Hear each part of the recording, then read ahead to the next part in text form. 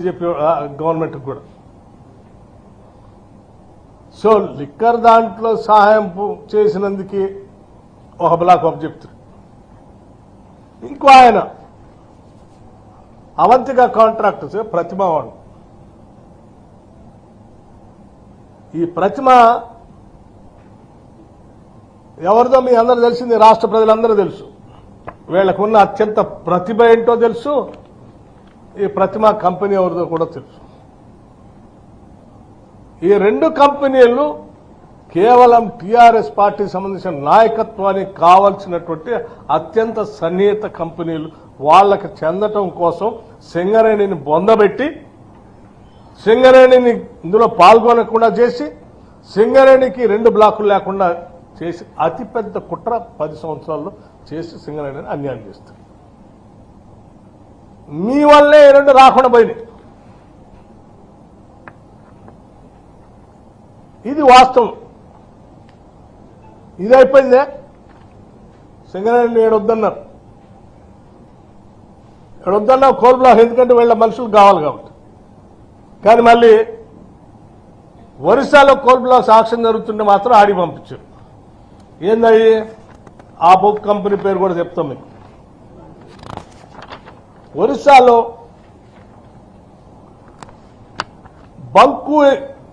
బంకుయి black అని ఒకటి ఉంది.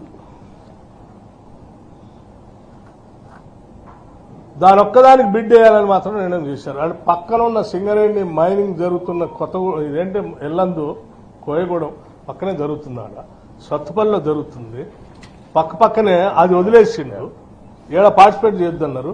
ఒరిస్సాకి మాత్రం పంపించు ఆక్షన్ చేయొద్దన్నాడు. ఆడికెందుకు పంపించు నువ్వు? ఆక్షన్లో సింగరేణి పార్టిసిపేట్ చేయొద్దనుకున్నాడు. ఆడికెట్లా పంపించావు? అది ఎక్కడో పక్క రాష్ట్రం. అక్కడెక్కడ మన మైనింగ్ యాక్టివిటీ కూడా లేదు. ఆయన ఆడికి పంపించేసి. అంటే ఇది కేవలం ఇక్కడ నీ మిత్రులకి వెసులుబాటు కల్పించడం కోసం ఇక్కడ బంద్ చేశావు.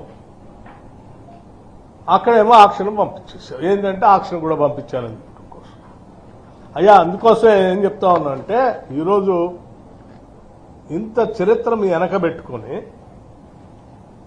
42,000 మంది ఉద్యోగస్తులు నేరుగా పనిచేసేటువంటి పర్మనెంట్ ఉద్యోగస్తులు, 22,000 మంది కాంట్రాక్ట్ అవుట్సోర్సింగ్ ఉద్యోగస్తులు, దాదాపు ఇంకో 50,000 మంది పరోక్షంగా ఆధారపడి బతికేటువంటి వాళ్ళు, తెలంగాణ రాష్ట్రాన్ని తలమానికంగా ఉన్నటువంటి సింగరేణి సంబంధించిన ఈ వ్యవస్థని సర్వనాశనం చేసి నీ కుటుంబ అవసరాల కోసం ఈరోజు తగుదనమ్మా అని చెప్పి మళ్ళీ కాంగ్రెస్ గవర్నమెంట్ వచ్చింది. కేంద్రం వాళ్ళు ఏదో ఆక్షన్ పెట్టడానికి ముందుకు వచ్చారు. కాంగ్రెస్ వాళ్ళు తయారయ్యారు ఆక్షన్లో పార్టిసిపేట్ చేయడానికని మాట్లాడుతూ ఉన్నారు. మేము చెప్తా ఉన్నాం చాలా స్పష్టంగా. ఇప్పటికే కాంగ్రెస్ ప్రభుత్వం రాగానే పార్లమెంట్ ఎన్నికల కంటే ముందే కేంద్రంలో ఉన్నటువంటి ఆనాటి కోల్ మినిస్టర్ని కలిశాం. సింగరేణి పరిసర ప్రాంతాల్లో ఉన్న కోల్ బ్లాక్స్ అన్నింటినీ కనీసం ఇప్పటికైనా మీరు కొంత నిర్ణయం తీసుకొని మాకే అలాట్ చేయండి అని అడిగాం. ఆక్షన్ లేకుండా మీలాగా ఆక్షన్లో పార్టిసిపేట్ చేయకుండా ఉండాలని మేము కుట్ర చేయలేదు. అది ఎగ్జామ్షన్ ఇవ్వండి అని అడిగాం. అడగటమే కాదు, ఇప్పుడు కూడా ఏదో తెలంగాణ మీద విపరీతమైన ప్రేమ ఉందని మాట్లాడుతున్నటువంటి భారతీయ జనతా పార్టీకి సంబంధించిన మంత్రివర్యులు, మరి మన రాష్ట్రానికి సంబంధించిన ఆయన కోల్ మంత్రిగా వచ్చారు, బొగ్గు మంత్రిగా. తెలంగాణలో తలమానికమైనటువంటి ఈ శాఖ మీ దగ్గరకు వచ్చింది. వారికి కూడా మేము విజ్ఞప్తి చేస్తా ఉన్నాం. రేపు మీరు దేశవ్యాప్తంగా కోల్ మైన్స్ సంబంధించి ప్రారంభం చేస్తా అని చెప్తా ఉన్నారు. కాబట్టి దాంట్లో ఇక్కడ ప్రాంతంలో ఉన్నటువంటి శ్రావణపల్లి బొగ్గు గని వేలం వేసేందుకు కేంద్రం నిర్ణయం తీసుకుంది. కాబట్టి దాన్ని సంబంధించి కూడా సింగరేణి తరఫున రాష్ట్ర ప్రభుత్వం కిషన్ రెడ్డి గారిని కలుస్తాం, వారికి విజ్ఞప్తి చేస్తాం. గోదావరి పరివాహ ప్రాంతాల్లో ఈ సింగరేణి ఏరియాలో ఉన్నటువంటి కోల్ బ్లాక్స్ అన్నీ కూడా ఎంఎండిఆర్ యాక్ట్ ప్రకారం ఆక్షన్లో పెట్టకుండా వీటన్నింటి ఇది కూడా గవర్నమెంట్ ప్రభుత్వ రంగ సంస్థే కాబట్టి దీని వరకు ఎగ్జామ్షన్ నుంచి కేటాయించే కార్యక్రమాన్ని చేయండి అని చెప్పి వారికి విజ్ఞప్తి చేస్తాం. రాతపూర్వకంగా కూడా ఇస్తాం. ఇవ్వటమే కాదు, వారిని రిక్వెస్ట్ చేస్తాం. మీరే కాదు, అవసరమైతే ఈ దేశ ప్రధాని నరేంద్ర మోడీ గారిని కూడా కలిసి మనం విజ్ఞప్తి చేద్దాం. మీరు సమయం తీసుకోండి. కేవలం రాష్ట్ర ప్రభుత్వంలో ఉన్నటువంటి వాళ్లే కాదు, రాష్ట్రంలో ఉన్నటువంటి అన్ని రాజకీయ పార్టీలకు సంబంధించిన స్టేక్ హోల్డర్స్ అందరినీ కూడా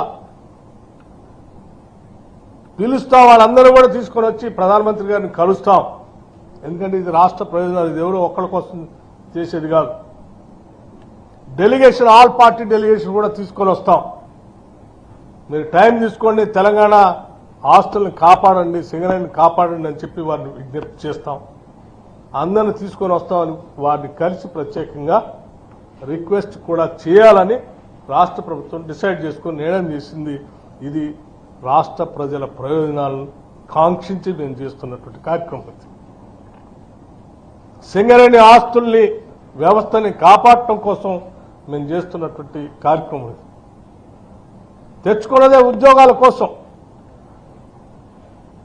ఆ ఉద్యోగాలు ఇది సింగరేణి బంద్ అయిపోతే ఆ పరివాహ ప్రాంతంలో ఉన్నటువంటి వేలాది మంది మధ్యతరగతి నిరుపేద కుటుంబాలకి ఉద్యోగ అవకాశాలు లేకుండా పోతాయి. కాబట్టి ఎట్టి పరిస్థితుల్లో ఈవెన్ ఈరోజు సింగరేణి వ్యవస్థలో ఉన్నటువంటి ఎలక్టెడ్ రికగ్నైజ్డ్ యూనియన్స్ కూడా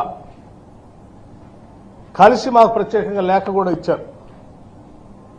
సింగరేణిని కాపాడటం కోసం ఇక్కడ ఉన్నటువంటి కోల్ బ్లాక్స్ అన్ని సింగరేణికే కేటాయించేటట్టుగా చూడండి.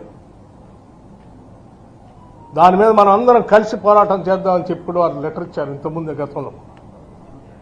మేము ఇప్పుడు కూడా చెప్తున్నాం, రాష్ట్రంలో నిజంగా మీకు మేము టైం తీసుకుంటాం. కిషన్ రెడ్డి గారిని అడుగుతాం, నరేంద్ర మోడీ గారి టైం కూడా అడుగుతాం. మీకు ఏమాత్రం ఈ రాష్ట్రంలో ఉన్న రాజకీయ పార్టీగా ఉండి 10 ఏళ్లు పాలించినటువంటి టీఆర్ఎస్ పార్టీ బాధ్యత ఉంటే మీరు కూడా ఆ డెలిగేషన్లో వచ్చి గతంలో మీరు చేసిన తప్పుల్ని ఏదో ఆ యాక్ట్కి మద్దతు ఇచ్చి చేశారే అట్లా కుట్ర చేయకుండా దయచేసి రాష్ట్ర ప్రయోజనాల కోసం సహకరించండి అని అడుగుతా ఉన్నాం. అన్ని రాజకీయ పార్టీలు తీసుకొని వెళ్తాం. అట్లాగే ఇప్పుడున్నటువంటి ఈ రెండు గతంలో ఆక్షన్లో పొందినటువంటి ఈ 6 కోల్ మైనింగ్ కానీ లేకపోతే